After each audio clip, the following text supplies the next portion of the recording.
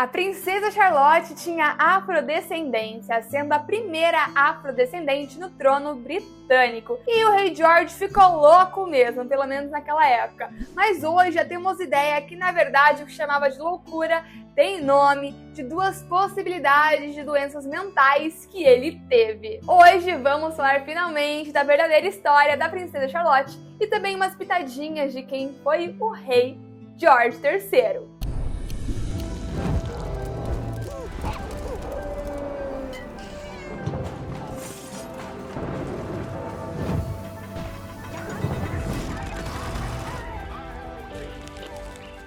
Bom dia, minha senhora e meu senhor, como você tá? Tudo bem com você? Eu espero que sim. Meu nome é Tawane Rocha e você tá no canal Loucuras da História, o canal no qual você encontra muita fofoca de gente.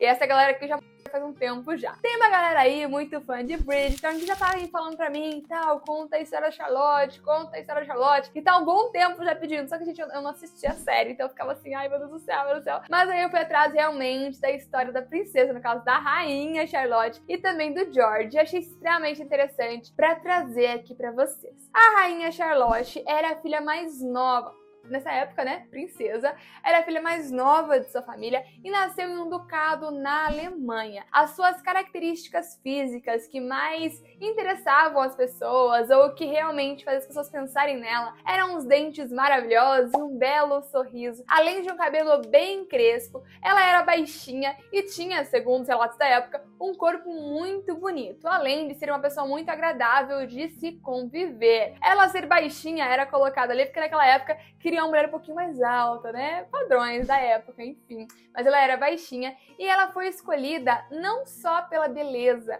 mas também e principalmente pela sua inteligência. Por que escolhida? O rei George III tinha subido ao posto relativamente jovem e ele ficou um tempo sem se casar. Ou seja, ele se casou um pouco mais tarde do que era colocado naquela época, né? Então precisavam que fosse escolhida rápida a nova rainha. Então tinham ali algumas mulheres para escolher e ela foi escolhida por quê? Tanto pela beleza, claro, pelos atributos ali, né, de um quadril largo e tudo mais, mas também pela inteligência. O rei George III ele gostava muito de estudar, principalmente ciências. Ele tinha até um laboratório de astronomia no seu território ali, nos seus palácios. E lá no Museu Britânico tem 65 mil livros que eram anteriormente de George III. Então ele gostava muito de saber, né, de aprender sobre e estudar também. Além disso, ele também gostava muito de música. Tinha coleção, inclusive, de piano e de violino. E a Charlotte também gostava de música. Era mais um ponto aí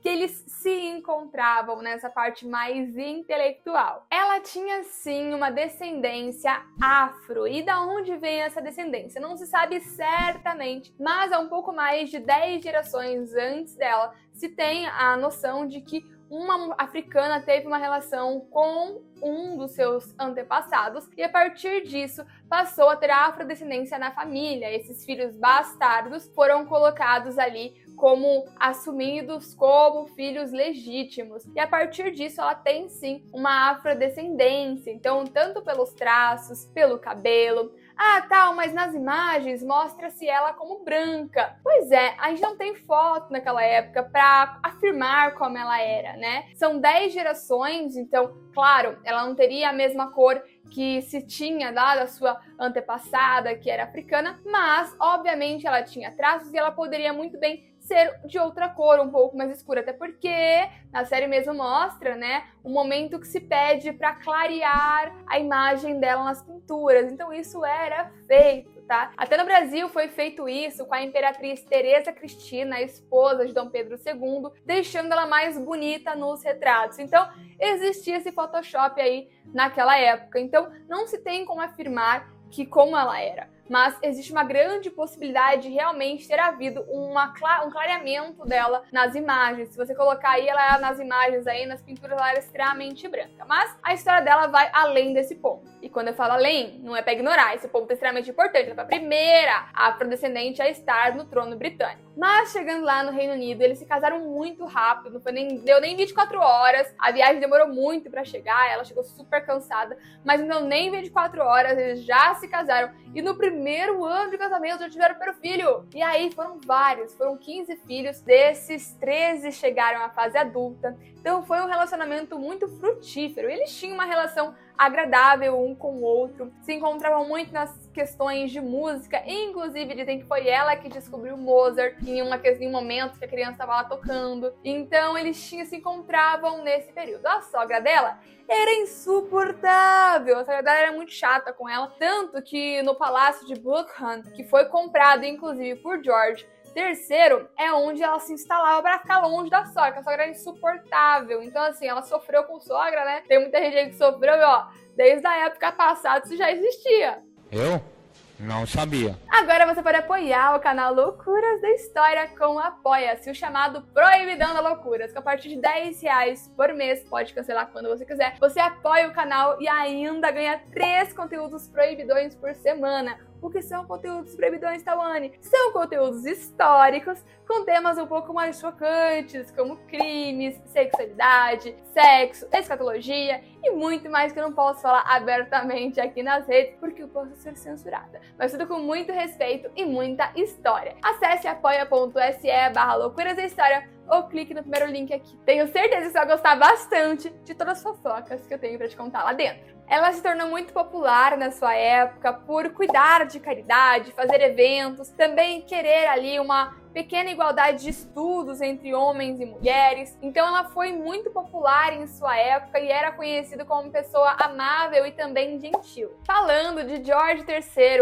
antes dele ter tido a doença efetivamente, né, que eu falei pra você, ele gostava muito de estudar, da parte de astronomia e também de literatura e também de música, né? As compras feitas por ele são relembradas até hoje como o Palácio de Buckingham e também aquela carruagem, que chama Gold State Coach, que inclusive foi usada aí pela Rainha Elizabeth, pelo Rei Charles, que até hoje fica na família real. Ele também foi o primeiro membro da família real a vir para as Américas visitar as colônias, lembrando que a parte ali da América do Norte pertencia à Inglaterra, ao Reino Unido. Inclusive, foi no reinado dele que houve a perda das colônias americanas e também a Revolução Industrial. Então foi um momento ali de muita euforia, de muita mudança no seu reinado. Quando ele começa a ter os primeiros sinais de loucura, como era falado na época, ele começa inicialmente a ser afastado. E nesse ser afastado, ele era para ser cuidado, né? Com a medicina da época, que era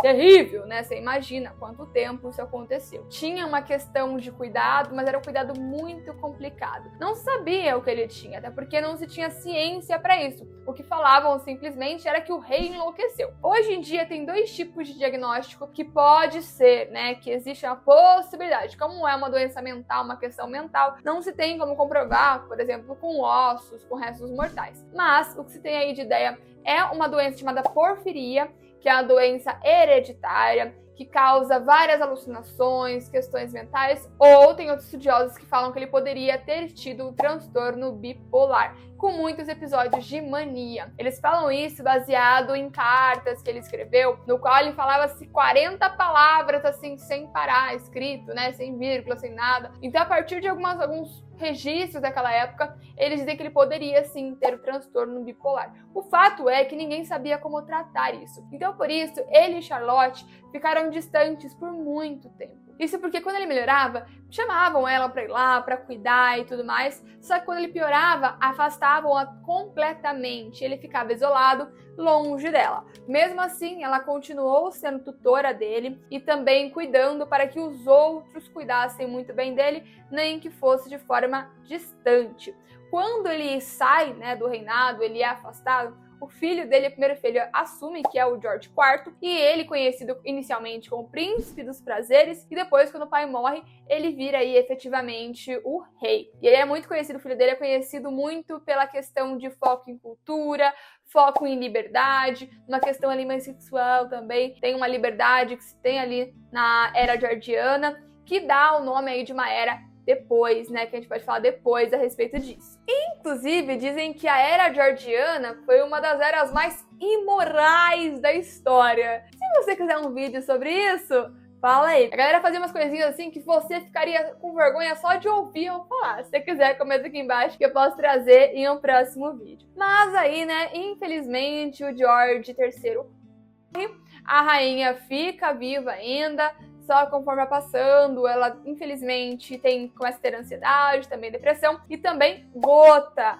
Já falei de gota aqui, que é a doença dos reis, né? Aquela doença que ferra as articulações do pé, principalmente, devido a abusos de comida, gordura, bebida e falta de exercício físico, enfim. Então, ela teve a doença dos reis, como é colocada, e ela morre aí com 74 anos, que é uma idade bem alta, né, para aquela época também. Mas, infelizmente, com gota, com ansiedade, com depressão, doenças que eram muito comuns na época, mas que algumas delas ninguém nem sabia como se resolvia. E essa é um pouco da história da verdadeira rainha Charlotte e a vida triste do verdadeiro rei George III.